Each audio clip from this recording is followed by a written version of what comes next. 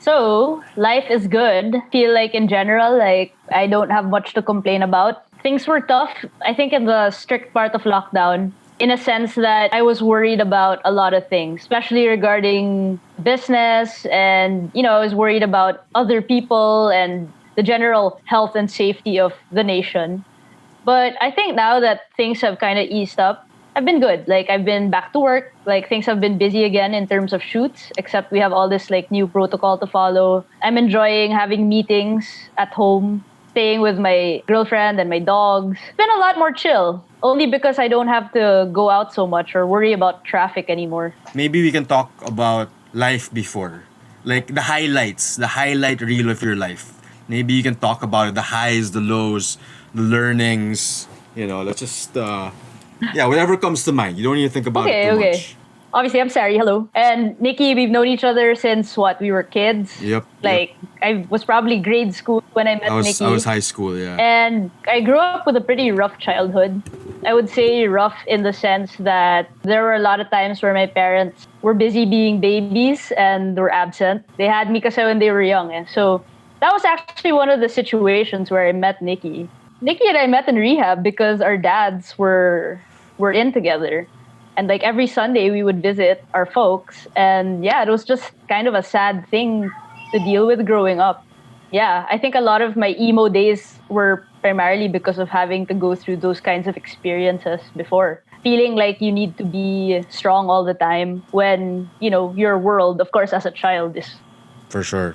Like crumbling. I grew up mostly like a good girl, actually. I was super wanting to be mature in my decision making. Don't say same. Always Snap. wanting Don't to be say the strong one. Diba? So Parang I excelled in didn't. school. I think I excelled. Like I focused a lot on. I never failed any subjects. I never gave my parents any problems about me in school.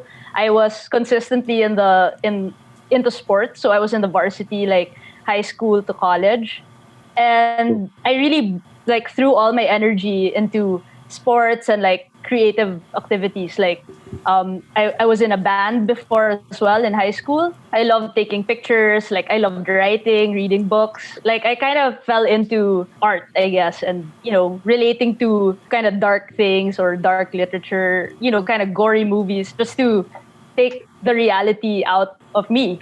I was going through a lot of hard things growing up, and so I kind of turned to sports and like media and pop culture to make my world more livable, I guess.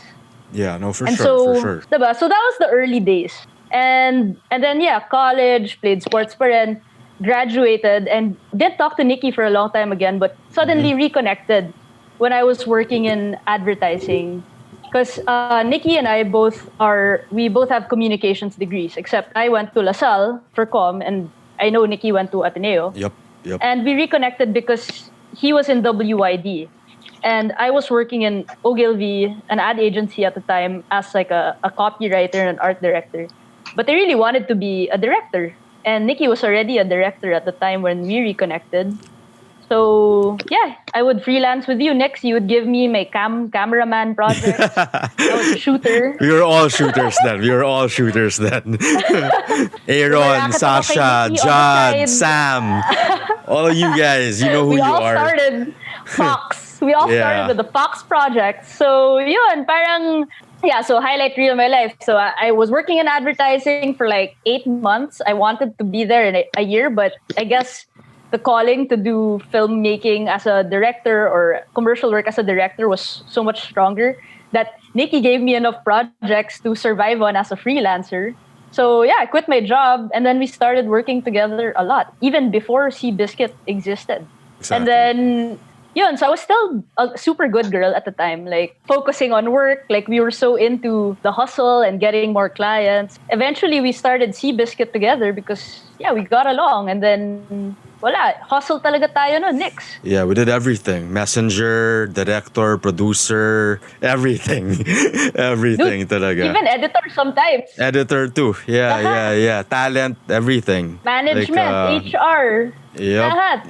I mean, I think it was like, not to sound like like whatever, but like I mean we gave everything to it. Everything. Like our blood, sweat and tears was we gave it to Seabiscuit for Yeah, the man. first couple of years. And I don't think we were aware of how much we were giving it till you know what happened.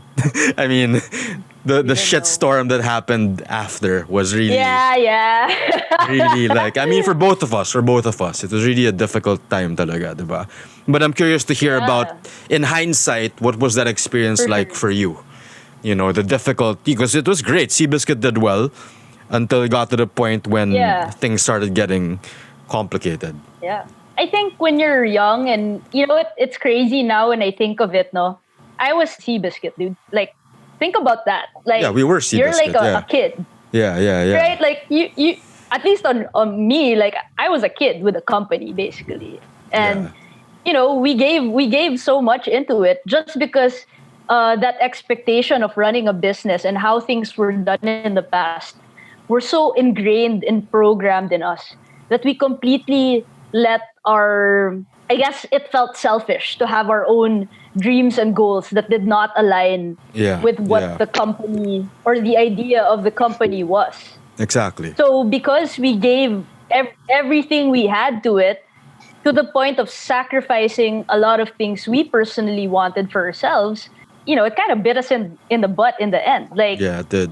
we became sort of resentful, I think, of Keeping that in will turn you salty for sure. oh yeah, dude. I mean, like honestly, Nikki and I, at least for me, there was a time that you know Nikki had to. He told me he couldn't handle it and he just had to travel, which of course I understood because he was going through a major life change. Yeah. When your serious relationship eroded, parang I was also your friend apart from your business partner, and I wanted you to have the space to like Yeah. diba, to leave and I said, okay, ako bahala, ganyan. So I was like alone running the show for a bit. And you know, the pressure and the stress was really difficult because Nikki and I were really doing everything. Like we had a great team, but running the company is one job and being creative and directing your projects is a completely different job. And when Yeah. you do that together, it's just too much. Exactly. And so, yeah, I mean, I can say that we both went through some mental stress. I had my burnout breakdown. And like, I'm just happy now that despite having gone through that and, you know, living through it, like, it's okay now, I guess. Like, I think at the end of the day, it was good that we were very true to what we wanted. And I think something that's kept us partners and has kept the business alive is the fact that we're very honest and we really respect each other in decisions. Na parang, okay, whatever works for you, this is what works for me, and you know, let's see. I wouldn't say kasi we ever fought about anything, Nikki. We Parang didn't hindi naman. naman. We didn't naman. It was more like you were just going. I think it's I mean, Snap knows this. It's like Seabiscuit is my longest relationship ever. Like through thick and Me too, thin. man. Through thick and thin. And you know, like I mean, I guess the commitment to the company was, even if we didn't want it, it became a tangible thing. You know, it became its own organism that actually was able to live without us to some extent because we gave it so much love, so much energy that it became its own person. You know, in a weird Yeah. way, like an avatar. As it naturally should, right? Yeah. I mean, it's a Yeah. program, and if you Yeah. program it well enough, then it just keeps on going. But then, at least you were able to find the sweet spot, or like you're still Neutral. continue to search for that, diba? At the very least, net zero. At the best, always end with a positive, right? I think what made us bitter kasi was when we started out, you know, we loved it and that was our dream and that was our goal. But like as you get older, you know, these dreams and goals of your life kind of evolve. And if in our early 20s, you know, we were all about the hustle, like work hard, whatever. But when we got there, when we were so bombarded and we were doing that grinding for about 5 years, we kind of hit that breaking point. We were like, crap, if this is what my life is going to look like, if I'm going to be like super stressed, even if I'm good with money, then like, it's not really worth it in the end, is it? If you feel so obligated to something that you can't do what you really want to do. Yeah. And that was something I realized looking back. Na parang what I'm happy about now is that even if we're partners, we're honest with each other about what we can handle and what we can't. Yeah. And you decided you didn't want to do any more like commercial type projects, and then I decided like I didn't anymore want to be involved with like management. Yeah, and then yeah. things kind of went smoothly after. Took a Diba? while though. Parang, There's a process talaga. medyo nabaliw ako running the company, dude. Dude, me too, man. That's why I was like, my mental, I'm going crazy. I went crazy just trying to hold it together. We both We still- couldn't do it. I'm still going crazy. I continue to go crazy. I don't know why I do this to myself, but wala eh.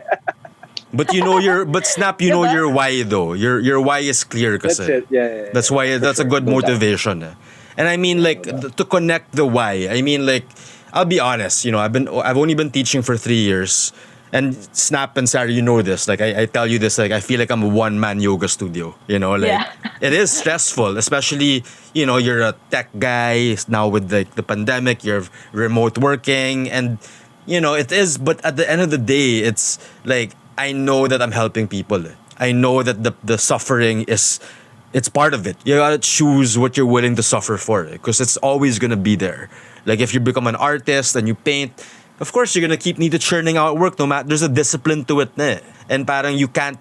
That's when you get tested, and I think that's the risk that we always have to take. Like we don't know if we're gonna be able to. We have no guarantee. Are we gonna be dedicated to this forever? No, we don't know. There might be a breaking point, or it might just keep going, diba? So like. It's scary. It keeps changing, evolving. It's changing, and that's scary. But I think for me, that's what makes life exciting, diba? Like chase it, milk it as much as you can. We're not promised that it will be there tomorrow, or that you'll be interested in it tomorrow, diba? All you can do is, I mean, like connecting it to what you were talking about, Sarie. Basically, I know if I look back. Like when people ask, oh, aren't you nasasayangan to go, why don't you just direct or run the company again? I'm like, dude, I gave everything. I have no regrets. Like, I gave it 110, 200%. Like, I've walked that road. And like, yeah, it's easy to go back. For sure. But now it's like, this is the new path. Time to walk this path. Time to like embrace new Dude. challenges, diba? And like with Snap rin, diba? Like you're in a new field, which you weren't into before, but now you are. And it's hard, but you're still in it. You're still willing to take the pain. It's only been 5 years. Exactly, diba? I feel the hurt. Yeah. You know it hurts, man. Yeah, I know it hurts. That's why- I know your pain, man. I mean, we know your pain. We've been there. Yeah. Kissing ass isn't easy, man. Kissing ass, taking orders.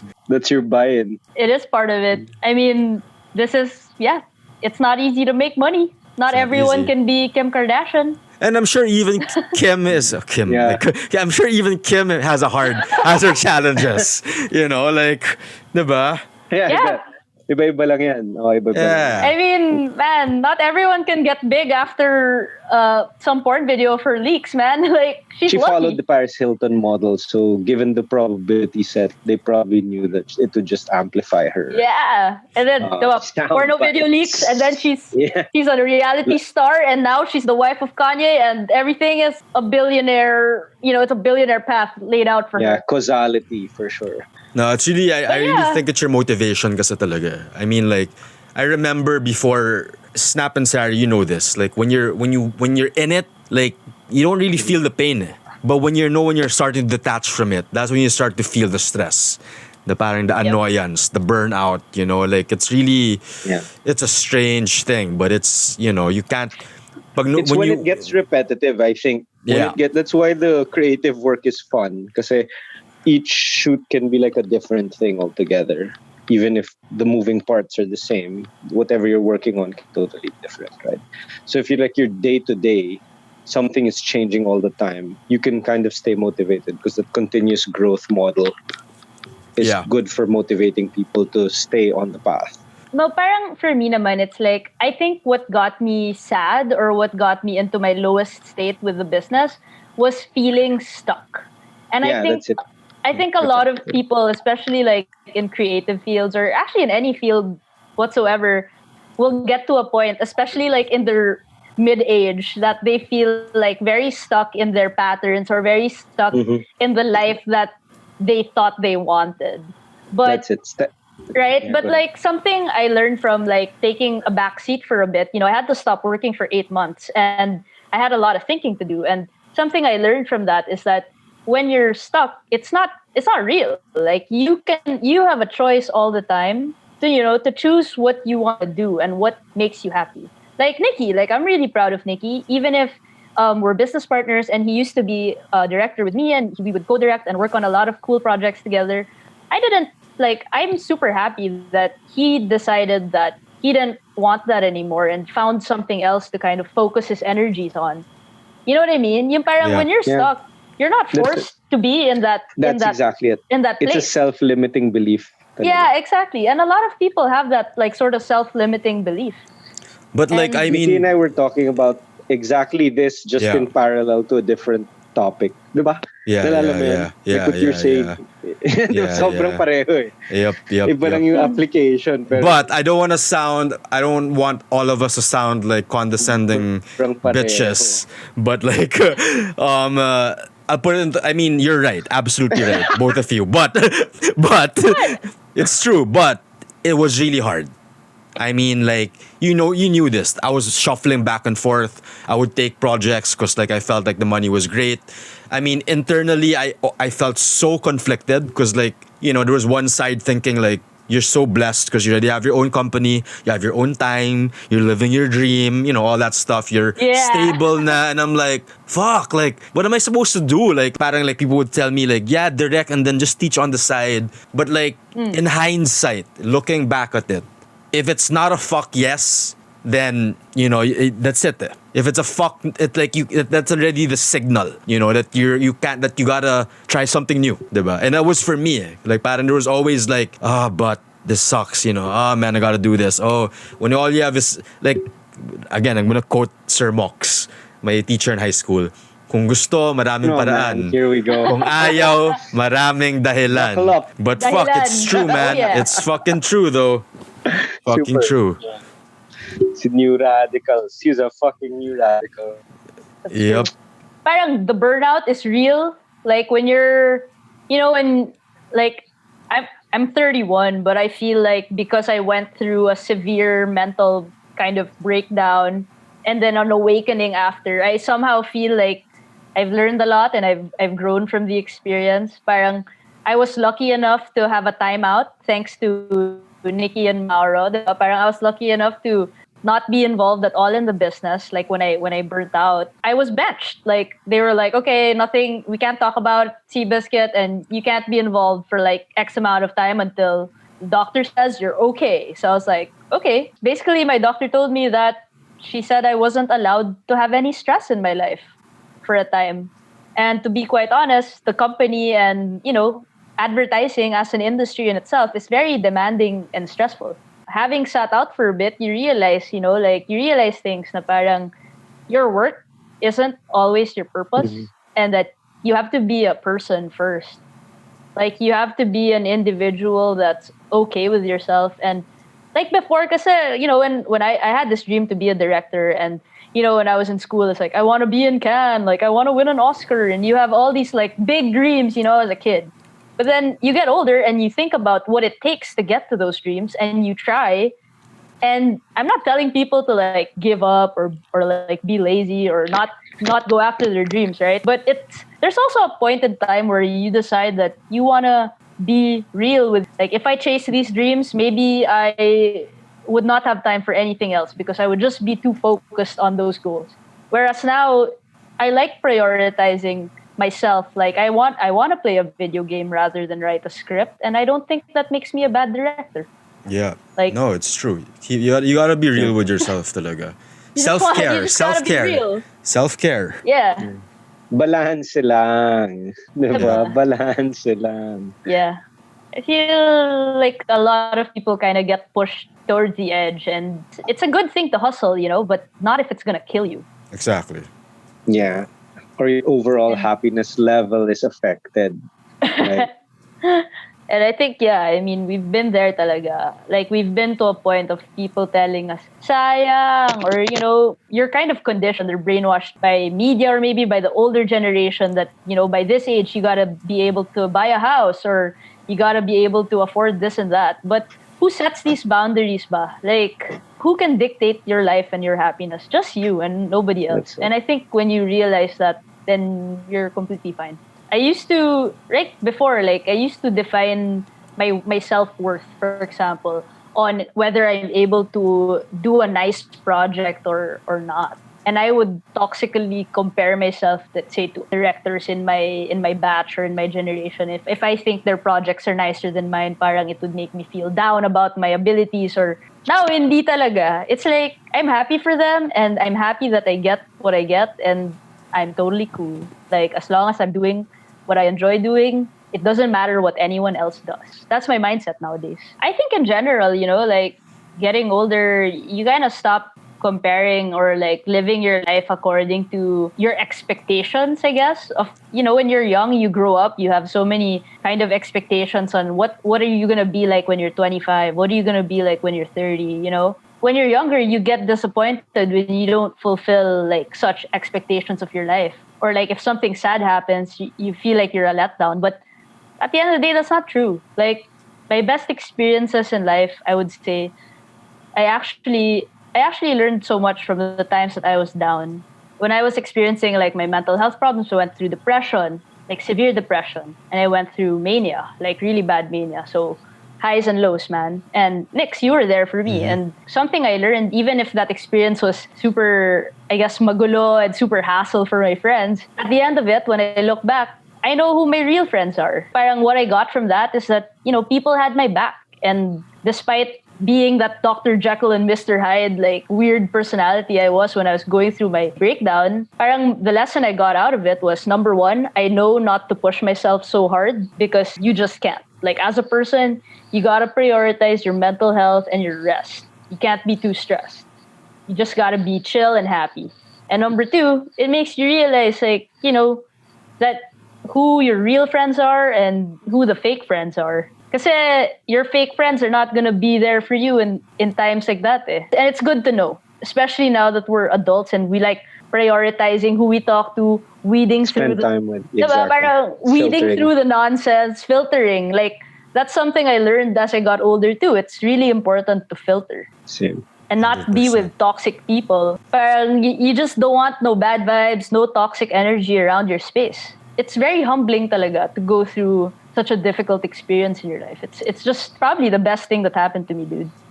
Strangely. The bigger the That's crack, good to hear. the That more means the light comes in. recovery, right, was really that good. You know what I'm saying? It's like you were able to transcend the low. You didn't stay down there. Yeah, You man. clawed your way back up, motherfuckers. Yeah, dude. Talagang I felt, yeah, it was tough times. Like, when I was at home and out of work for 8 months, I had my lows too. But yeah, I was just managing it. You try to change your perspective instead of being like, crap, I'm home, I'm not getting any work, everyone else is getting the projects that were supposed to go to me, blah, blah.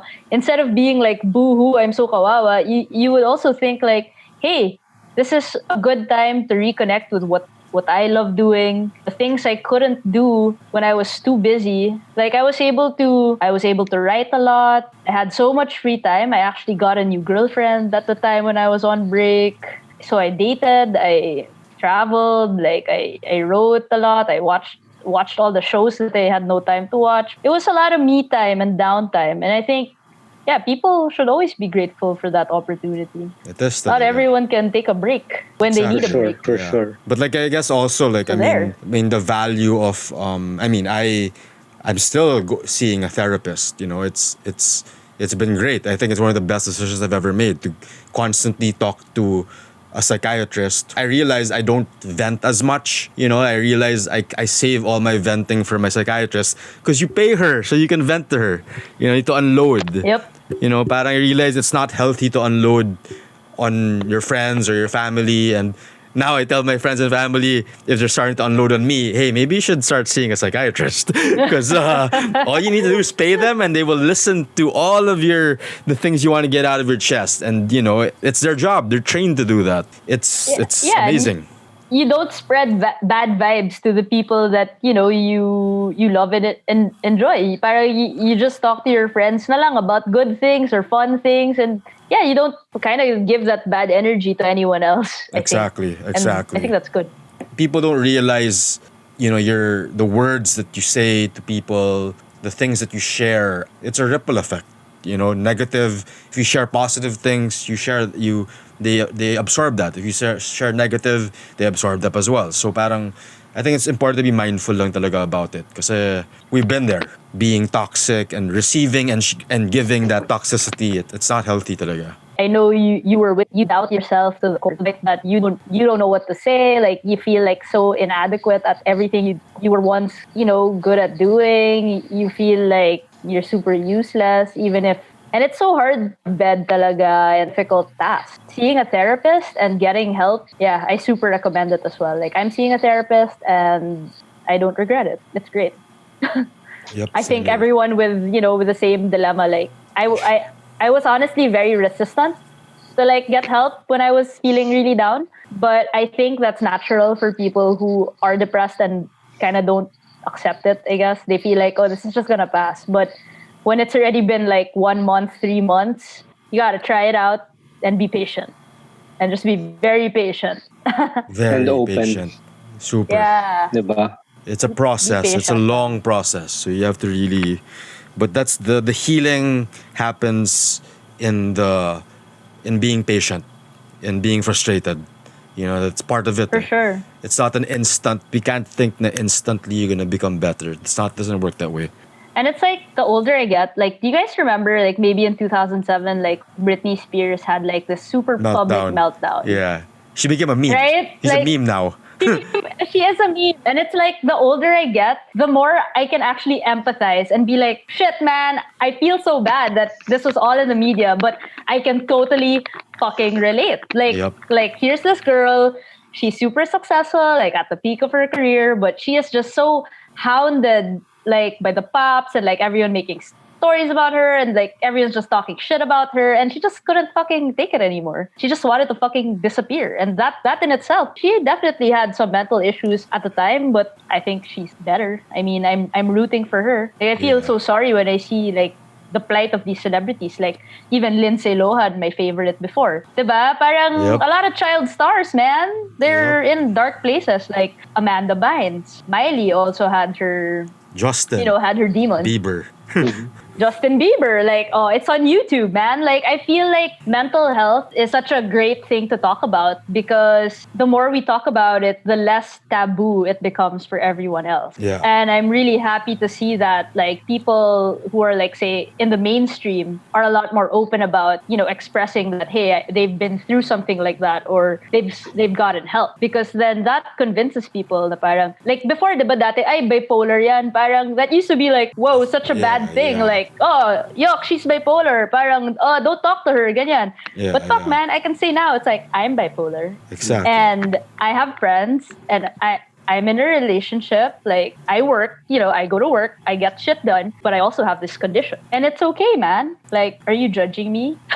Hindi, diba? Yeah, it's aware, and you need that self-awareness. I mean, that's the only way. You have to accept it, and, like, sometimes...